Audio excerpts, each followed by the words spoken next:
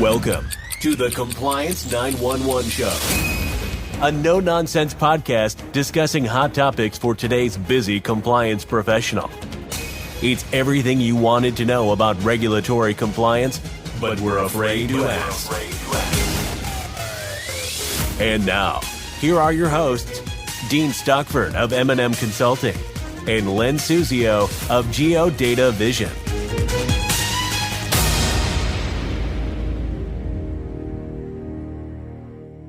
Hey, Dean, it's nice to see you again and commence another podcast. It's hard to believe yet another year is coming to a close. To date, we've broadcast over 80 podcasts, and our viewership continues to set records. More recently, we have focused on some of the more pressing issues like fair lending, CRA, and Section 1071. So what do you have on tap for today's podcast? Hey, Len, it's great to see you. First, I thought, each of us could share our thoughts on, I always called it the blockbuster event, but the recent election and what the impact may have on some of the hot topics that you just quite frankly mentioned, such as CRA and Dodd-Frank's 1071. Not to mention the enforcement around the redlining initiative by the various regulators. In addition to that, I'd like to highlight, because it's, again, I think hot off the press, the recent BSA AML enforcement and penalties that were assessed against the 10th largest bank in the United States, TD Bank. Geez, Dean, it sounds like instead of a 10-minute podcast, we're going to have a 10-hour podcast. Good. No, I promise our listeners we're going to keep it to our traditional 10 to 15 minutes and probably continue the discussion in future podcasts. So, and of course, I would love to share my thoughts on the recent election. As you know, Dean, I was a state senator for several terms in the Connecticut State Senate. And to say the least, my experience was eye-opening. I don't think it would surprise our audience that many legislators don't really understand the complex issues they are voting on. And certainly all legislators leave it to the bureaucracy. In other words, the regulators themselves to interpret and apply the laws that the legislators have voted on and passed. And certainly the recent federal election has resulted in a monumental shift of control to the Republicans in terms of the presidency, as well as the House and the Senate. But aside from that, it means that the control of the bureaucracy, in other words, the agency heads, will change too. And that's where we're likely to see some impact, even before any legislative action. In fact, the Biden administration itself actually set precedent back in 2021 when the OCC rescinded the 2020 CRA rule that had been passed by the OCC only a few months earlier. I think that's where we're likely to have much more significant and much more immediate impact on the regulations. And I expect that that'll happen and even precede the results of the litigation, which is ongoing regarding the Community Reinvestment Act passed in 2023 and the Section 1071 rule, which was also passed a little over a year ago as we record this session in November of 2024. So there's lots on hand. I can only say to bankers that while I think there's a lot of changes that are likely to happen, the prudent thing to do is to plan on a continuation of the path that's been set in terms of the Community Reinvestment Act and Section 1071 in particular, and wait to see how things unfold. It would be a mistake to anticipate change when you don't even know what the change might be. And I would encourage our audience, therefore, to keep planning on Section 1071 becoming effective July 18th of 2025 for the Tier 1 lenders, and then in January thereafter for Tier 2, and then the October after that, 2026 for Tier 3. And let's see what happens. If it changes, it changes. Yeah, no, good points, Len, and I'm glad I was able to pick your brain on that a little bit. I know certainly elections have consequences, and as you pointed out, it appears the Republicans will rule the House, the Senate, the presidency, a trifecta, which is essentially a mandate to get things done. In history, if you look back trending-wise, it certainly points to some level of deregulation and a shift in priorities by the regulatory agencies. But we'll have to wait and see, as you indicate, to see how it will play out. I do want to throw a little caution out there, and I think you just kind of indicated, what those mandatory dates were. But folks should not start wait. They should start implementing those changes if they haven't already, especially under 1071 and CRA. Although the new administration may modify or roll back or repeal or whatever action they may decide to take, I think history again repeats itself, and it will take, quite a bit of time, 18, 24 months or even longer, before we start to see any type of deregulation, I guess is the way to put it. Yeah, good point and great advice, Dean. But I'm also anxious to hear more about the recent $3 billion, that's B billion penalty handed down to TD Bank. I heard about this and was astonished at the size of the penalty. I haven't had the time myself to really look into it, so I will be one person listening closely to what you have to say about that. Oh, the penalty is significant, Lynn, for sure. But I think the bigger issue is that TD Bank became the first bank in the country to actually plead guilty to conspiracy to commit money laundering. And that to me is the blockbuster statement or the blockbuster Wow. issue for sure. Yeah, stunning would be a more appropriate word, I would say. And you would think, especially a bank that size, with all the layers of defense they should have built in with their compliance department and function, you would think that would not be possible. So definitely, I'm listening. I'm Yeah, all well, in. you're spot on too. I asked myself that question over and over and over again, but the big issue appears to be laid out in the press release from the Department of Justice, which said that TD Bank, for years, starved its compliance program of the resources needed to obey the law. In other words, they're spending money in all the wrong areas, I guess is the way to put it. But for years, we've stressed the importance of resources, and that is both systems and people. You can't just invest in one without the other. This is extremely important in order to carry out an appropriate compliance management systems that are designed, again, with some context behind it. The size, the complexity of the institution, geographical locations, and so on and so forth. So there's a lot that needs to be done. And clearly, I think that TD Bank did not throw the right amount of resources in this particular high risk area. Yeah. And Dean, even if you have the people and you have the systems and procedures in place, it's important to make certain that they've been implemented, because a lot of banks think, oh, I'll put some window dressing on this and we'll look good. We'll have the people designated to do this and that. But it's important to make certain that the systems and procedures are being implemented by the people assigned to it. So really interested to hear more about this TD Bank situation.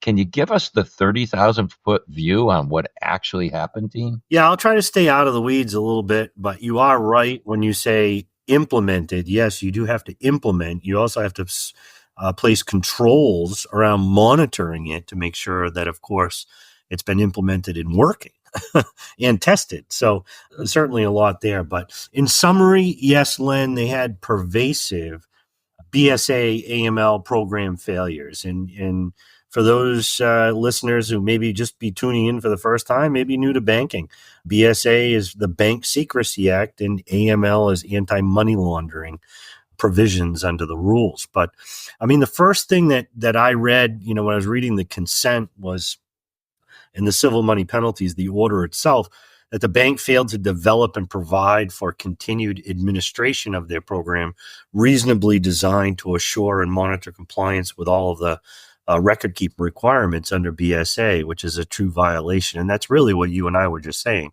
Policies, procedures, also you got to implement those, you got to monitor it and test it. Internal controls, tremendous breakdown in internal controls. And in some cases, obviously, when they conspired to do things, there was a lot of illegal and illicit activity. Risk management, risk assessments. This is something that's been ongoing, and regulators have been, quite frankly, spot on, in my opinion, when it comes to risk management, risk assessments. Don't just put things in a risk assessment for the sake of putting things in a risk assessment. You got to put sufficient quantifying and qualitative and quantitative detail in those risk assessments, and try to think out of the box and think ahead.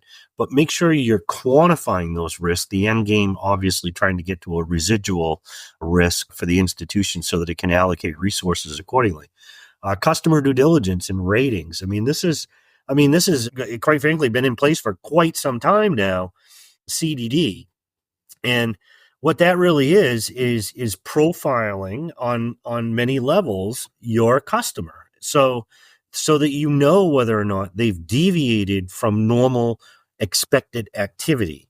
And, and that is usually borne out in suspicious activity monitoring. And one of the things TD Bank did was they didn't monitor adequately for suspicious activities. They didn't identify as a result of a lack of monitoring. They didn't evaluate circumstances where maybe it should, a suspicious activity occurred or didn't. And then they didn't report accordingly. And, regulators look at both. They look at what we call SAR filings and also SAR non-filings, because, that kind of gives you, I always say, the appetite of what's going on internally within the institution, and then the level of sophistication and oversight relative to suspicious activities as well. Staffing and training, obviously, that the DOJ said that, right? And sufficient resources. Well, you still got to train the resources as well. Mm-hmm. And then one big thing, and I take this really to heart, and that's the independent testing. These people do their due diligence. So TD Bank does their due diligence. They hire a firm like an M&M to come in and conduct the independent testing. And that company failed. They failed, even though that is the last line of defense, in effect. They failed miserably there. So again, conducting appropriate due diligence in size doesn't always matter. I know we're often looked at as a very small company, but we have all the resources and we can do all the things of the big guys, except I think in certain cases, of course, I'm biased, but I think we do a little more hand-holding and we do get into the weeds and really take pride in fleshing out a lot of the issues that were identified at TD Bank. In addition, the bank had significant, long-standing, and systemic breakdowns in their monitoring program. So really all the things we were just talking about, monitoring for suspicious activities, is there a change? And then what did we do about it? And then since at least 2020, the bank processed hundreds of millions of dollars worth of transactions, which were clear indicators of highly suspicious activity, which created significant money laundering, terrorist financing, or illicit financial transactions, which are really all of the elements under suspicious activity monitoring and filing. The bank repeatedly failed to take appropriate and timely corrective action to address highly suspicious activity and failed to properly emphasize the importance of that within their BSA AML program. So that's significant. The bank had systemic breakdowns in policies, procedures, processes to identify and report on SARs, in a pattern and practice of non-compliance with filing SARs, which is, again, very, very strict timeframes for identification and reporting. But we also have to keep track of those SAR, what we call non-filings, that where we contemplated, because it's important and it does show a high level of internal control. The bank violated CTR, or currency transaction violations, on numerous occasions. That's if anybody that has cash in or out in excess of $10,000 in the aggregate in a single day, we have to monitor for that, and then we have to report those accordingly. And it sounds like TD Bank fell miserably on that. The bank failed to implement appropriate risk-based procedures for conducting their ongoing customer due diligence. Here again, ask questions up front, establish a baseline of risk, know when you have to adjust for that risk as you move forward based on circumstances, events, transaction activity, whatever it may be, but be ready to modify that. And it sounds like they didn't. It sounds like they just completely ignored customer due diligence overall. The bank also recklessly, and that's the term that they used in the order itself, engaged in unsafe and unsound practices related to its overall program. And then last but not least, and of course there's much more getting into the weeds, but the bank's violations, recklessly unsafe and unsound practices were part of a pattern, and it caused and likely caused more loss to the bank. And that's just, significant, Len. And so I think when you start unpacking all of this, you can see that the regulators took more than a shot across the bow. They got the attention of every bank in the entire country. I am certain of that. But generally speaking, and I do want to generally speak on behalf of most banks, they do a very, very good job and take this very serious. So this was an eye-opener, to say the least, Len. Yeah. Sounds to me more like a case of almost willful blindness. When I was first learning about BSA and AML years and years, decades ago, I remember one person was teaching me, said, SAR, S-A-R. It's not suspicious activity report. It's something ain't right report. Yeah. And in this case, it definitely is something wasn't right. That's for sure. Yeah. There's no question about that. And you are correct. It is clear that the bank had, different priorities for sure. I mean, they were, looks like, taking a priority of profits over compliance, which a lot of folks do. But you got to balance both. You can't just go all in on one side without the other. You need to make sure you got sufficient controls in order to comply with the requirements of the law. And yes, you can make money in doing that as well. So, good luck to TD Bank. I hope that they will survive this and that they will act accordingly, because this is very, very serious. And we'll just have to wait and see. Well, Dean, this certainly was an interesting and timely topic today. I'm certain our listeners have found it helpful, and hopefully they'll avoid the problems that TD Bank has endured and the cost of that negligence. Thank you for this invaluable information. This is Len Susio with GeoDataVision. And this is Dean Stockford from M&M Consulting saying thank you for listening to today's podcast. Thanks for listening to the Compliance 911 Show. If you like the podcast, be sure to subscribe so you don't miss an episode. While you're at it, please give us a like and review to help others find the show. As always, links are in the show notes, and you can always find us online at compliance911show.com. Follow M&M Consulting and GeoDataVision on LinkedIn for all the latest news and information on compliance hot topics.